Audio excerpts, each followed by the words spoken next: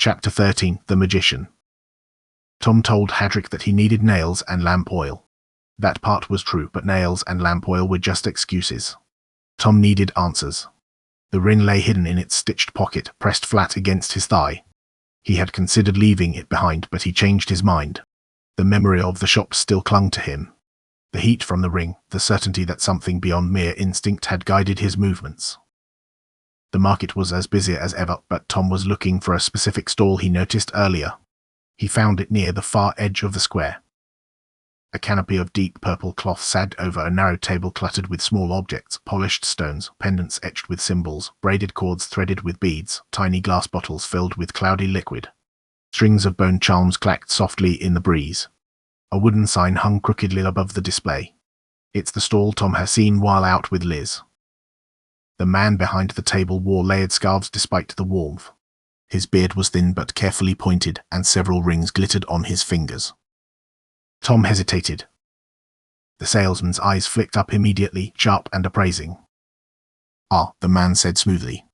"A young man seeking advantages in a difficult world." Tom blinked. "I'm just looking." "Of course," the man replied, smiling as though they shared a joke. "We are always looking until we find it. What can I help you with?" Tom picked up a small brass pendant shaped like a crescent moon. "What's this one?" he asked. "Protection from envy," the man said without pause. "Wear it close to your heart and ill will slides from you like rain." Tom set it down carefully. "And that?" He pointed to a red cord wrapped around a carved wooden bead. "Love," the man said, "or the courage to speak it." Tom felt his ears warm slightly. The man noticed and smiled. "Ah, someone has already captured your thoughts." "What do these marks mean?" Tom pointed to markings on various items. "Symbols give an object direction. They tell it what it ought to be. On the love amulet, for example, these lines will bring you and your lovely lady together." "What about those without any marks?" "Some magic comes directly from the object's material. Ruby," he pointed to a stone, "brings romantic passion to those who touch it." Tom's face reddened again. After a moment, he asked the question that had brought him. "Is there a way to tell," he began slowly, "if something is truly magical?" "My boy," the man said, looking mildly offended, "I do not waste good table space on ordinary objects." "How do these things work then?" The salesman smiled. "I do not give out the secrets of my craft.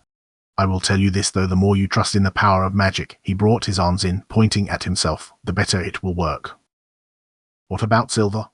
He dared not speak of gold or rings. "Copper, silver, and gold have power of their own. They pay for things." He smirked, examining a copper coin. "Perfect for keeping your belly full."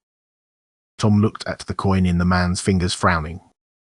"If I had an object," he said cautiously, "how would I know if it actually does something?" The man leaned forward slightly, elbows resting on the table. "My boy," he said in a softer voice, "magic is not like iron or bread. It does not sit plainly before you and declare its use." The salesman began rearranging a row of polished stones. "Magic," the man continued, "is subtle. Those who seek grand displays are often disappointed." All those vague statements with mystical meanings made Tom doubt what the man said. "Can you identify enchantments?" Tom pressed. "For a price," the man replied lightly. "How?"